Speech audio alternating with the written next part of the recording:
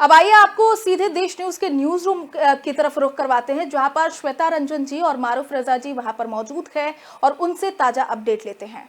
फैसले का श्वेता जी, आपसे जानना चाहूंगी फिलहाल इस चुनाव हुए वक्त। थे महाराष्ट्र में, उस पर आज गिनती चल रही है और एक बेहद ही अहम दिन है क्योंकि बहुत सारी जो दिशा और दशा है इसके बाद राजनीति की तय होने वाली है। यहाँ तक कि लोकसभा स्तर पर भी आप देखें तो महाराष्ट्र में जो जितनी सीटें हैं विधानसभा की, उसके बाद लोकसभा पर भी इसका असर पड़ेगा। हमारे साथ इस वक्त मौजूद है मारूफ रजा, एडिटर इन चीफ देश न्यूज़ के। उनसे जानने की कोशिश करते हैं कि वो क्या देख रहे हैं, जो रुझान है अभी तक के जो रिजल्ट्स हैं क्या वो तब्दील होंगे? आपको क्या लगता है हमारे? श्वेता, बिल्कुल जिस तरीके से आप कह रही हैं, बिल्कुल ये असर डालेंगे, लोकसभा पर भी असर डालेंगे। लेकिन जो असर हम देख रहे थे एग्जिट पोल का, वो श्वेता बिल्कुल एग्जैक्ट नज़र आ रहा है, बल्कि उससे कहीं आगे बढ़ता नज़र आ रहा है। नंबरों को आप देखें तो महायुति कहीं आगे निकल चुकी है और अगाड़ी कहीं पीछे जा चुकी है। तो एक तरीके से महाराष्ट्र का पूरा जो महासंग्राम है वो एक तरफा जा रहा है, एक दिशा तय कर रहा है।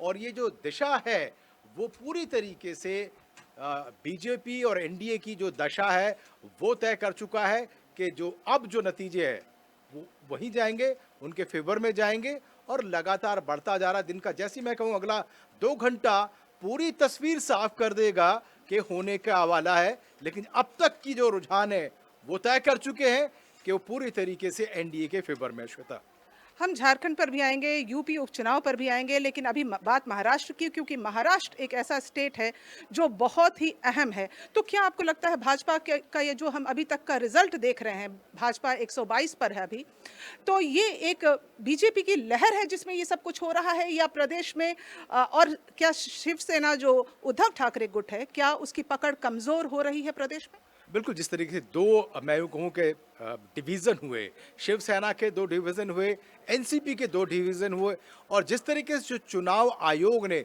दोनों ही सिंबल यहाँ पर दिए, उद्धव ठाकरे को ना देकर के इस तरफ आपके पास आ गया एक चिन्ह, दूसरा एनसीपी का जो चिन्ह है वो अजीत पवार के पास आ गया। तो चुनाव चिन्ह, जो असली चुनाव चिन्ह थे, इन दोनों धड़ों के पास आए, तो लगता है कि असली एनसीपी और असली शिवसेना यहाँ पर है, क्योंकि नतीजे उनके पक्ष में नजर आ रहे हैं। और ये नतीजे, आपने कहा कि ये हलचल है या कहूँ कि शुरुआत है, बल्कि मैं ये कहूँगा कि ये जिस तरीके से रुझान है वो एक सुनामी की तरफ जा रहे हैं। अगर ये नतीजों में बदले तो आप समझे कि देश की एक नई दिशा तय होने वाली। श्वेता, बात अगर झारखंड की करें तो झारखंड में क्या होता देख रहे हैं आप कि जिस तरह से हेमंत सोरेन जेल से निकल कर आए, उसके बाद उन्होंने कुर्सी पर दोबारा काबिज हुए और फिर तमाम योजनाएं वो लेकर आए वोटरों को लुभाने के लिए, क्या वो काम करता दिख रहा है?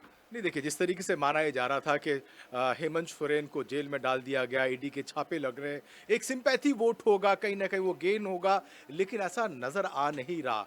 क्योंकि जनता का जो पर्व है वो चुनाव का दिन होता है। ईवीएम के बटन पे जब उन्होंने अपनी उंगली लगाई, वो बिल्कुल तय कर रही है कि वो किसी भी तरीके से वो हेमंत सोरेन के और झारखंड मुक्ति मोर्चा के फेवर में नहीं है।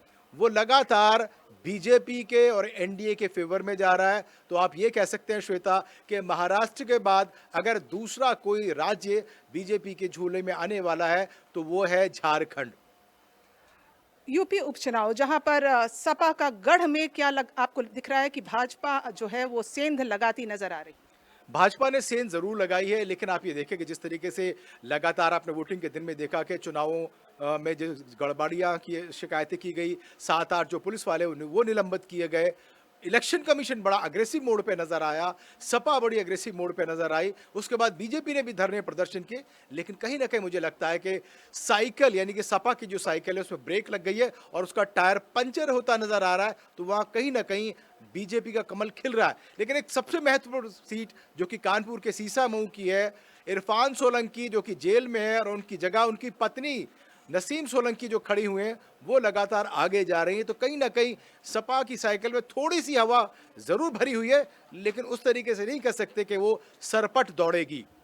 थैंक यू मारूफ बातचीत करने के लिए। लेकिन मैं बताना चाहूंगी कि रिजल्ट्स चाहे जो भी हों, अभी तक तो फिलहाल यही दिख रहा है कि हर जगह भाजपा छाई हुई है। लेकिन सबसे बड़ा मुद्दा, अगर भाजपा सरकार बना लेती है महाराष्ट्र में, तो जो उठेगा वो सीएम सीट का, सीएम का चेहरा कौन होगा, इस पर एक बड़ा सवाल।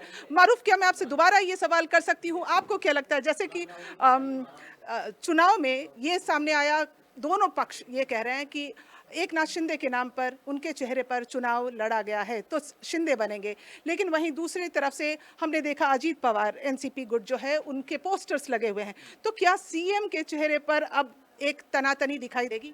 देखिए कि जिस तरीके से देश का मुद्दा जो हम रोज 8 बजे देश न्यूज़ पर उठाते हैं, कल उसमें हमने बड़ी गंभीरता से इस पे चर्चा की, अपने पैनल के साथ चर्चा की, और सवाल यही था कि अगर बीजेपी या महायुति के पास पूरा का पूरा आ जाएगा मार्जिन और वो जीत की तरफ जाएंगे, तो एक बड़ा मसला, एक बड़ा मुद्दा ये होगा कि आखिर मुख्यमंत्री कौन होगा। एक नाथ शिंदे जो है वो वर्तमान में मुख्यमंत्री हैं, लेकिन देवेंद्र फडणवीस पहले मुख्यमंत्री रह चुके, अभी उप मुख्यमंत्री हैं। वहीं अजीत पवार ने जिस तरीके से बीजेपी के साथ दूरी बनाई, नारे के साथ दूरी बनाई, पोस्टर में कहीं बीजेपी नजर नहीं आए, मंच में कहीं वो अजीत पवार जो है प्रधानमंत्री नरेंद्र मोदी के साथ नजर नहीं आए, तो कहीं ना कहीं लग जरूर रहा है कि तनातनी रहेगी। लेकिन यहाँ पर एक बात साफ है कि अगर नंबर गेम बीजेपी के पास ज्यादा हुआ तो वो अपने आप इस पूरे मैनेजमेंट को तय कर लेगी और एक आम सहमति के साथ मुख्यमंत्री बन जाएगा। लेकिन एक बात जाहिर सी बात है कि ऐसे में जिसके पास नंबर ज्यादा होंगे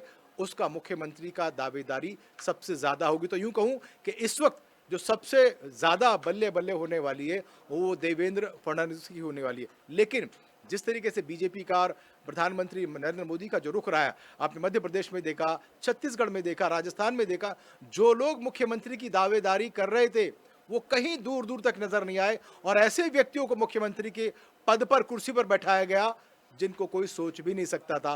तो हो सकता है कि इस तरीके का एक नया गणित यहां भी देखने को मिल जाए। तो सृष्टि, ये पूरी जानकारी मारूफ रजा हमें दे रहे थे, हम दोबारा आप तक लौटेंगे और कुछ नई जानकारी के साथ कि अगर सरकार बनती है तो कौन होगा सत्ता पर काबिज।